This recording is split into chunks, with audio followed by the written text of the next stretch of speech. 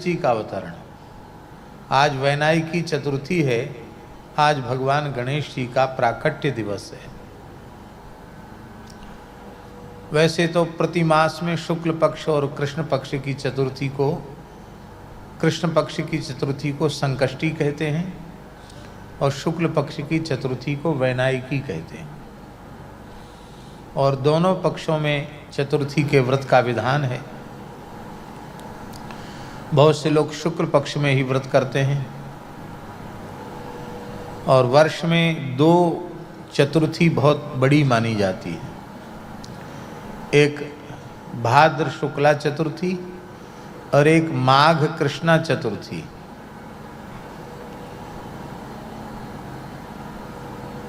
गणेश जी को तिल के लड्डुओं का भोग माघ कृष्णा चतुर्थी को लगता है।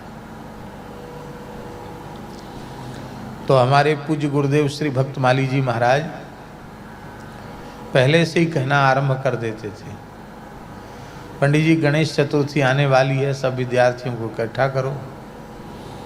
गणेश जी का अर्चन होना है, दूर्वार्चन होना है, लाजार्चन होना है, मोदकार्चन होना है। चतुर्थ्या मनस्सनं जपति स विद्यावान भवति। गणपत्यथर्व शीर्ष के पाठ होने हैं। तो महाराज जी प्रेरित करके दो व्रत, एक यह आज वाला व्रत और एक माघ कृष्णा चतुर्थी का व्रत। कितनी अद्भुत उनकी भावना थी कि वे प्रत्येक सनातन धर्म के उत्सव के लिए प्रेरित करते थे और उपासना करने की आज्ञा देते थे। आज अपने ठाकुर जी के यहाँ भी गणेश जी का सहस्रार्चन मोदकार्चन हुआ है, अभिषेक हुआ है, दूर्वार्चन हुआ है। हमारे कर्मकांड ज्योतिष और श्रीमद् भागवत के अच्छे विद्वान पंडित श्री दुर्गा प्रसाद जी शास्त्री जी ने, जो झा जी के बगल में बैठे हैं, इन्होंने आज के उत्सव का आचार्यत्व संपादित किया। सभी ब्राह्मणों ने मिलकर 1100 गणपत्यथर्व शीर्ष के पाठ किए। सहस्रेणा वर्तमानाद्यम यम काम मधीते तम तम नैन साधयेत। 1000 आवृत्ति से समस्त अभीष्ट की सिद्धि होती है और हम सबका अभीष्ट यही है कि भारतवर्ष की धरती गोवध के कलंक से विमुक्त हो। आज गणेश जी का अवतरण है। एक छोटी सी कथा गणेश जी की सुना देते हैं, फिर आगे का चरित्र स्मरण करेंगे। यह कथा ब्रह्म वैवर्त पुराण में है।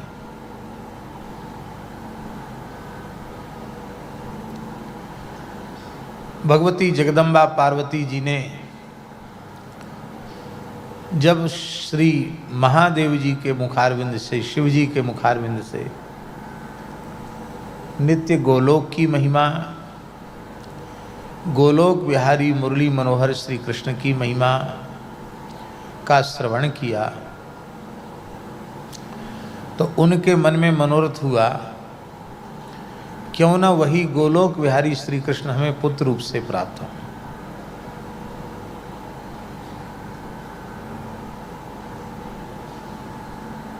शिव जी ने कहा ठीक है, इसके लिए तप करना पड़ेगा, अनुष्ठान करना पड़ेगा। तो अष्टादशाक्षर गोपाल मंत्र का जप किया और तद्दशांश 18 करोड़ आहुति हुई। तो 18 करोड़ आहुति का मतलब उसका, ये तो दशांश है, उसका 100 गुना कितना हुआ?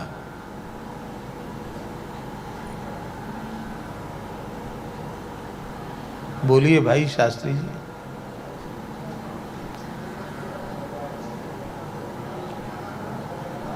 हैं? 18। इतने मंत्र का जप किया, ठीक है ना हिसाब किताब? बोलो सीता शरण जी। तो इतने मंत्र का भगवती जगदम्बा पार्वती जी ने जप किया और श्री सनत कुमार जी के आचार्यत्व में यज्ञ हुआ।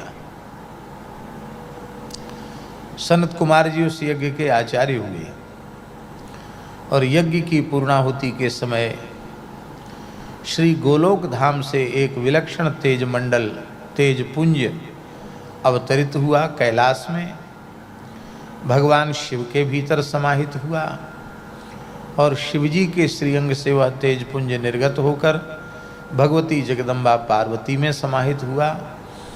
और इस प्रकार से भाद्र शुक्ला चतुर्थी के दिन नित्य गोलोक विहारी श्री कृष्ण ही गणपति रूप में प्रकट हो गए, ऐसा ब्रह्म वैवर्त पुराण में लिखा है। अब इतने सुंदर हैं, साक्षात श्री कृष्ण हैं, कोटि मन्मथ मन्मथा, साक्षात मन्मथ मन्मथा, तो बड़ा भारी उत्सव मनाए जाने लग गया।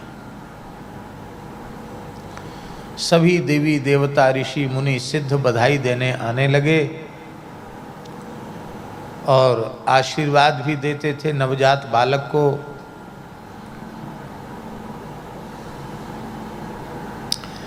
उनमें समस्त ग्रह भी आए, सूर्य चंद्र आदि भी आए, तो शनि ग्रह भी बधाई देने के लिए आए।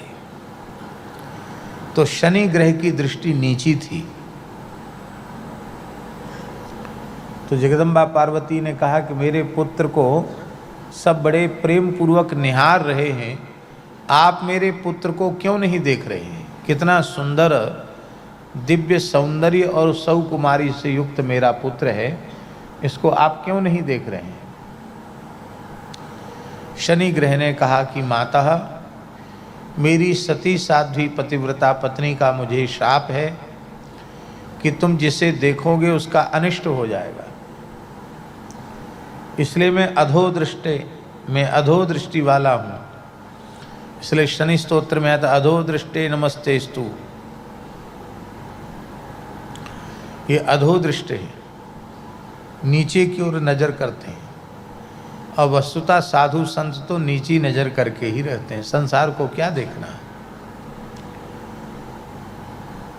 श्री शनि ग्रह ब्रह्म वैवर्त पुराण के अनुसार कृष्ण मंत्र का जप कर रहे थे, श्री कृष्ण का ध्यान कर रहे थे। उनकी ऋतुस्नाता पत्नी ने पुत्र की याचना की और वे भाव समाधि में होने के कारण वे ध्यान से उठे ही नहीं, उन्होंने अपनी पत्नी की ओर देखा ही नहीं।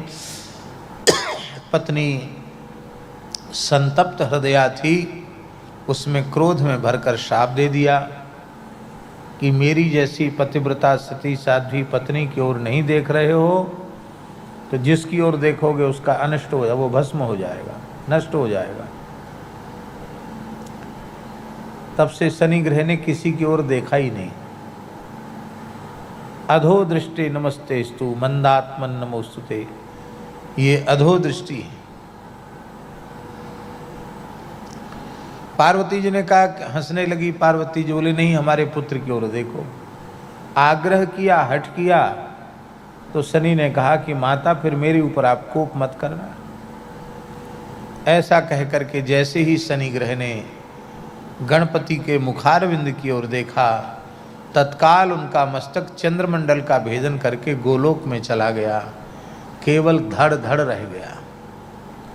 अब तो भगवती जगदम्बा पार्वती मूर्छित हो गई और उस समय गज मस्तक को धड़ पर पधरा करके वे गजानन गणपति हुए। ऐसा चरित्र ब्रह्म वैवर्त पुराण में है। मूल में सब भगवान ही हैं, भगवान को छोड़कर दूसरा कुछ है ही नहीं। बोलो भक्तवत्सल भगवान की। गाइए गणपति जगबंदन, गाइए गणपति जगवंदन, शंकर सुवन भवानी नंदन, शंकर सुवन भवानी नंदन। सिद्धि सदन गज बदन विनायक। सिद्धि सदन गज बदन विनायक। कृपा सिंधु सुंदर सबलायक। कृपा सिंधु सुंदर सबलायक। मोदक प्रिय मुद मंगल दाता। मोदक प्रिय मुद मंगल दाता। विद्या वारिधि बुद्धि विधाता। विद्या वारिधि बुद्धि विधाता। मांगत तुलसी दास कर जोरे। मांगत तुलसी दास कर जोरे। बसहु राम सिय मानस मोरे। बसहु राम सिय मानस मोरे। आइए गणपति जगबंदन। गाइए गणपति जगवंदन। शंकर सुवन भवानी नंदन। शंकर सुवन भवानी नंदन।